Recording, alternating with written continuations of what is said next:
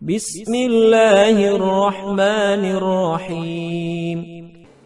Tayyib. Kalau sudah dipandang jelas, teman-teman sekalian, baru kita kaitkan. Kalau setelah wudhu ini kemudian saya makan, boleh nggak? Ini persoalannya. Apakah membatalkan atau tidak? Nah, sesuatu yang membatalkan wudhu tidak berhenti sampai sini. Ayatnya diteruskan. Ayatnya diteruskan. Jika Anda ingin pergi untuk buang hajat, misal, ya, mohon maaf keluar dari ya tempat-tempat yang normal dianggap bermasalah, ya. Misal dari tempat-tempat keluarnya, apakah buang air kecil, buang air besar, keluar angin dan sebagainya, bahasa Qurannya sopan sekali. Jika Anda pergi ke toilet, ke tempat untuk buang hajat, itu bisa menghadirkan segala jenisnya, segala jenisnya. Itu pasti membatalkan wudhu. Aula mastumun nisa, atau sengaja bersentuhan langsung, ya, sengaja, ada niat kesengajaan. Beda antara lamasa, massa dengan lamasa, itu lain. Awas, Anda mesti hati-hati ya. Jadi ada lamasa, lam, mim, sin.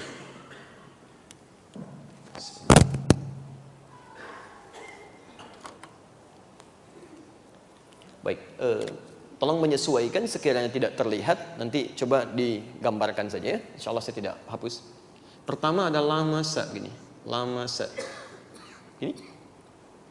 Kalimat kedua ada lamasa. Dan kalimat ketiga ada massa. Massat humul ba'sa wa dharra. Ya, ini misal kita temukan di Qur'annya tadi, Quran surah ke-5 ayat yang ke-6.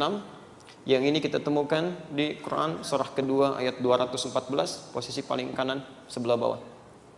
Ini satu akar dengan ini. Cuma bedanya, kalau yang ini lamasa itu sentuhan langsung. Ya, bisa kulit dengan kulit, bisa pakaian misalnya dengan pakaian yang lainnya. Ya, umumnya sih kulit dengan kulit, satu sentuhan. Ya. Tapi lamasa di sini belum tentu ada unsur kesengajaan. Sentuhan aja misal. Ya. Seperti yang terjadi misal, maaf, dalam tawaf ya. Tawaf kan kemudian Anda berputar-putar dalam situasi yang padat, tiba-tiba ada gesekan dan sebagainya, ada sentuhan, itu lamasa namanya. Jelas di sini? Tapi kalau lamasa, ini emang udah niat nyentuh. Sudah berniat menyentuh, sengaja ada sentuhan di sini. Aula mastumun nisa, atau sengaja punya niat menyentuh pasangannya. Sehingga dengan ada niat ini, kesengajaan, ada hasrat tumbuh dalam jiwanya. Kalau sudah ada hasrat semacam ini, maka itu berpengaruh pada wudunya, batal wudunya. Jelas ya? Kalau massa begini, massa itu artinya sentuhan yang terjadi tanpa kontak fisik. Tanpa kontak fisik. Ya, misal Anda melihat sesuatu tayangan di televisi yang mengharukan, tiba-tiba hati tersentuh, kemudian tiba-tiba menangis, ya. Baik, itu massa namanya. Ada orang yang diuji dengan musibah, menyentuh pada jiwanya. Ada langsung pada dirinya, ada pada orang lain. Kita lihat saudara kita di Aleppo, di Rohingya, diuji, tiba-tiba kita menangis, kita bersedih, kita berdoa, itu massa, sentuhan.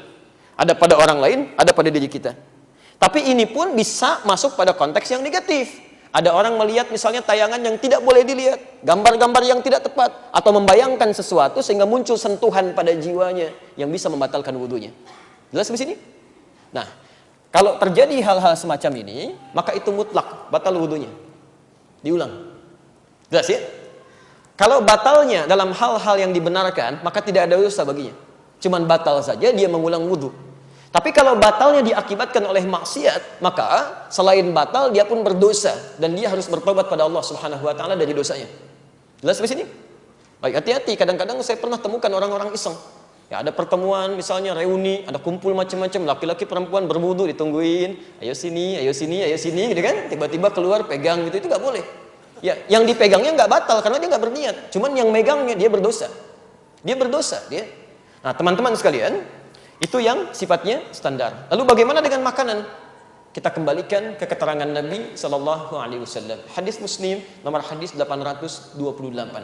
Seorang sahabat bertanya pada Rasulullah Sallallahu Alaihi Wasallam, Ya Rasulullah, wahai Rasulullah, apakah makan kambing membatalkan wudhu? Apakah makan kambing membatalkan wudhu? Kata Nabi, la, tidak. Ketika dia bertanya, Ya Rasulullah, apakah makan unta, ibil membatalkan wudhu? Kata Nabi, na'am. Falyatawadda idza akala al-ibil. Ya, maka berwudulah ketika Anda memakan unta. Dari sini orang-orang yang tekstual menyimpulkan bahwa dalam konteks ini hanya unta di Arab yang tekstual, teksnya begitu, dipahami begitu. Hanya unta yang kalau dimakan maka itu yang membatalkan wudhu, kemudian dia berwudhu kembali. Sedangkan makanan selain unta itu diperkenankan, gak ada masalah. Nah, yang kontekstual bukan melihat untanya, tapi melihat pada jenis makanannya. Di Arab itu, kalau Anda urutkan makanan-makanan misalnya, dari daging yang paling standar, orang Arab makan kambing biasa.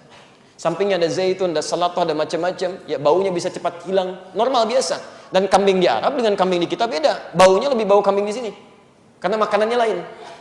Lain unsurnya, ya. Menyengatnya lebih menyengat yang di sini, sana agak biasa. Tapi unta itu berbeda. Dari mulai lihatnya, pengaruhnya, baunya, macam-macamnya.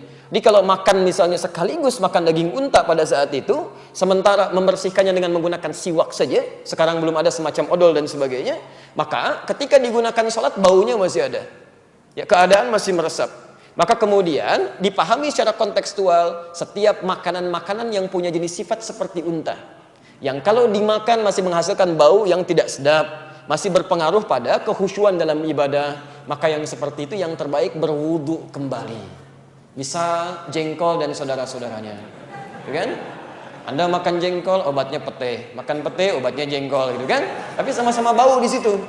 Ya, jangan dipaksakan. Bawang, misalnya kan, yang sekiranya menghasilkan bau tidak sedap.